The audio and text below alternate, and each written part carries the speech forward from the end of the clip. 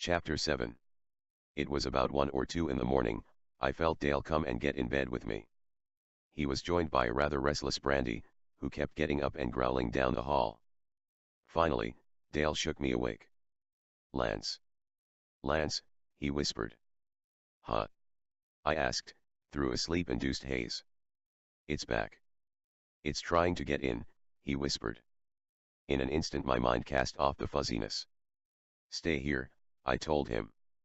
Looking at Brandy, I whispered, "Guard him." She put herself between him and the floor and lay her head on her paws, but her ears were up and alert. The concrete floor was cool against my bare feet as I slipped out of bed and padded down the hall toward the living room. The cool moonlight shining through the blinds cut blades of shadows against the floor. Against them I could see the outline of the Gwiner pacing back and forth on the deck outside. At one point, it stopped at the front door, and I could see its amber eyes peering through the window in the door, darting back and forth against the black of its eyelids. Landing on the shadows where I stood, they stopped, and I could see the recognition in them. "I see you," they seemed to be saying. The handle on the door began to jiggle. It was trying to turn the knob to get in as it touched a massive clawed hand to the window.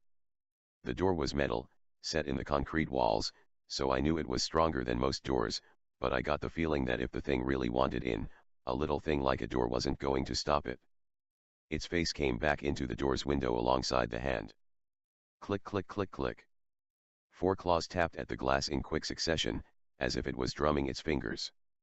Click, click, click, click. It went again. Taking a deep breath, I calmed my nerves and lowered my head toward the door and willed, "Go away. You aren't welcome here. Let me in," it seemed to will back at me with a growl. "No," I said softly. "Go away. I will get you," it growled back in my mind. Again, I lowered my head, and looked at it through a haze that began to build in my vision. I could feel my heart race through the veins in my head. I felt something hot and dagger-like rise up from my chest into my head. "Away." I willed at it. It staggered backwards as if I'd hit it. Then, shaking its head, it charged the door again. "Away." I willed again. This time the dagger of pain pulled something deep from inside me and launched itself toward the creature. It yelped like a dog in pain and tumbled back over the railing. I heard another yelp and a thud as it hit the ground. A few seconds later, there was a loud squeal of metal tearing and then a crash outside. That had to have awakened the house. Brandy barked loudly and came out of my bedroom, followed by a very frightened Dale. In a flash of brown and white, the pitty dashed in front of the door, dropped her front legs and started growling and barking. A few seconds later, Dad and Lucy came down the hall. Dad had his pistol in his hand, as we heard another loud crash followed by a howl. That howl cut into my soul. It carried with it a message. "I will be back." Dad went rushing to the door, turned on the outside lights and said, "What the hell?" He threw the bolt on the door, and yanked it open before stepping outside. I heard the .44 Magnum bark several times, and another yelp of pain. "Lucy, call the police." "What?" she asked. "You are not going to believe this," he said. "What?" I asked. "That bear just turned over Lucy's car." "What?" she protested in disbelief as she wrapped her housecoat around her tightly and went to the door. "That thing was huge," he said. Dale and I looked at each other. He mouthed, "Bear." "Just go with it," I told him softly. "What did you do?" he asked. "I told it to go away," I whispered. "How?" I shook my head. The pain that had been building there suddenly surged to the forefront of my consciousness, and I groaned. Lucy turned on the lights as she grabbed the phone. Looking over at us, she suddenly froze. "Kendall," she yelled. "What?" he asked, coming through the door. Then looking at me, he stopped. "What did you do to your face, Lance?" He suddenly rushed over to me. "Dale. Get me a wash rag." Dale looked up at me in the light. His eyes grew bright and he raced to the bathroom for a washcloth. "Are you okay? Did that thing get in?" "Oh God, you're a mess." Confused, I reached up and felt my face. It was slick with wetness. I looked down between my feet and there was a puddle of blood forming between them. It was at this time I realized I was standing in the living room in my tighty whities. My head was pounding with my heartbeat and my face started to feel numb in places. I felt my right eye begin to swell shut. What the hell is going on here? Dad demanded. Did that thing get in? How'd you get hurt? Hurt? I asked. The left side of my lip suddenly felt swollen and sore. Dale rushed back in with a washcloth. You're bleeding all over the floor. I shook my head. Drops of blood spattered all around me. I don't know what happened. Dad began to wipe the blood from my face. Damn boy. You're bleeding from your nose, your ears, and your eyes. You look like someone slammed your face into a bar. What happened? I don't know. I heard it trying to get in. I came to see what it was, I said. What did you see? Dad demanded. Werewolf, Dale interjected. It's a werewolf. It's been coming to the house since we moved here. Werewolf. Dad said. It was a bear. I saw it running off.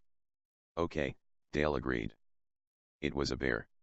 Go get your brother some pants, Lucy said. Okay, Dale replied, heading back to my room. How did this happen? She asked, bringing a wet washcloth from the kitchen. She picked up the phone and handed it to Dad. You call the police. I just shook my head as the pain began throbbing throughout my face. It was as if its mind had projected its claws into me. Are you sure you didn't fall? She asked, wiping away the blood. I shook my head and said, I'm not sure of anything. I shuddered and said, I could see it looking in the window at me. As she wiped the blood from my face, she said, you're bruised, but no broken skin. All the bleeding is from your eyes and your nose. You had to walk into something to do this kind of damage. Here, Dale said, handing me my jeans for tomorrow. Pulling them on, I said, I came in here and saw it trying to get in. Finally, it went away, and I heard that racket and you guys woke up. This was going to be hard to explain.